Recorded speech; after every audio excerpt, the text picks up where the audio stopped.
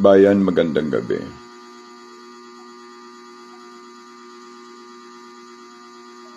Gusto ko lamang pong i-inform yung napakaraming lumalabas na post tungkol po sa kanilang hangarin na hulihin ni Trump si BBM sa kanya pong concern regarding sa paggamit ng drugs. Yan po ay napakalabo na mangyayari na i-assault o uhulihin ni Trump si BBM. Bakit po? Isang klaro at klarong paliwanag lamang po. Si Marcos ay dummy o tinatawag natin manika ng Amerika. Sa kanyang involvement sa paggamit ng drugs ay kakaiba, no, sa usapin kay Maduro. Si Maduro po ay isang international syndicate for cocaine and highly drugs sa Europe, no, na base sa mga drug cartel and syndicate sa Cuban, ay isa rin si Maduro sa may pinakamalaking involvement sa cartel ng droga. At wag niyo rin pong kakalimutan na si Honduras ay pinalaya ng Amerika na isa rin sa pinaka-top all over the world na sindikato ng drugs. They are playing in terms of drugs. Na which is, ipagpalagay mo nang gumagamit si Marcos, hindi siya ka-level ng dalawa na to. Marcos is not leveled na maging tinik sa lalamunan ng Amerika kung ang pag-uusapan ay droga. Pangalawang punto po, kaya hindi po mangyayari ang inahangad ninyo na hulihin ni Trump si Marcos ay ang EDCA o military base dito ng Amerika. Pinaka-choke point po ang Pilipinas regarding power, assurance, and defense. Kaya malabo pong mangyari na yan ay huhulihin ng Amerika. Dahil kung huhulihin niya ng Amerika at ang papalit ay si Duterte, si BP Sara, alam nila na mawawalan sila ng puwersa dahil ayaw ng mga Duterte ng Amerika. Dito. Siguro baka may panahon pa na tumingin o lumingon si BP Sara sa BRICS kesa sa Amerika.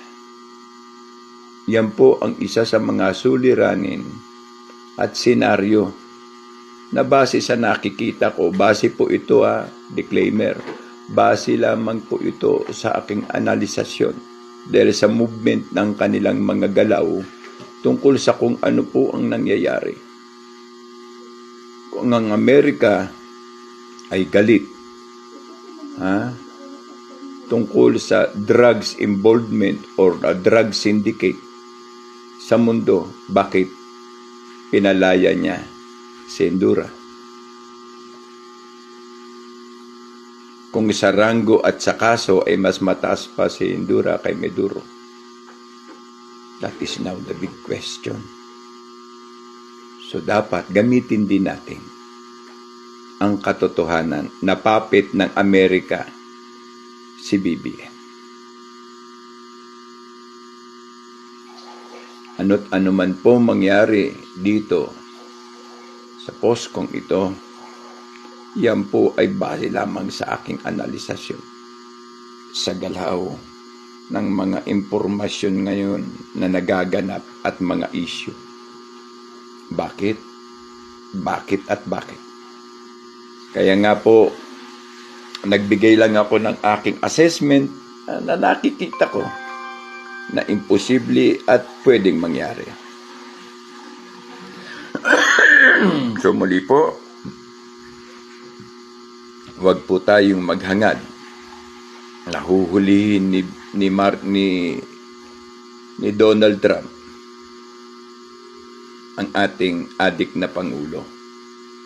Kasi lumalabas kahit sa paanong balibaligtarin mo, puppet ng Amerika, si BBM. Why? Again, sa pangalawang punto, ang Taiwan, Thailand, ang Malaysia ay naging zero tariff. Pero ang Pilipinas stay on 19%. Bakit ganon? Dahil ang ibang bansa ay hindi control ni Trump. May probability na may mga item ang Malaysia, ang Taiwan o ang Thailand at alin pa sa Asia tulad ng Myanmar na kailangan ng Amerika kung sakali mang umatras tayo sa kanila. Dahil pare-pareho lang ang lupa at atmosfera ng mga bansa na yan katulad sa Pilipinas. So bakit sa atin hindi tayo na zero? Di ba? Kaya po napakalaki kung inyo pong pag-aaralan. No? Dahil ang ating Pangulo ay puppet ng Amerika. Tandaan nyo na lang ang kaso sa LA na involvement ni Lisa sa pagkamatay ni Tantoco. So, mga bagay po yan kung atin pong alalahanin at i-involve o i-analyze. Mukha ho atang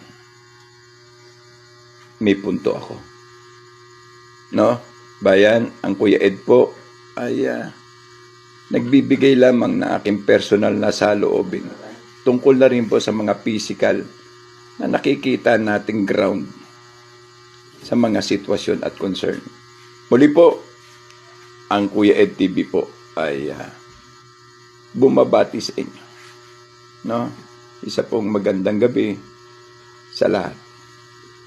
Sana makakuha ko ng punto sa maliit kong analisasyon na po pwedeng mangyari habang nakatanga tayo.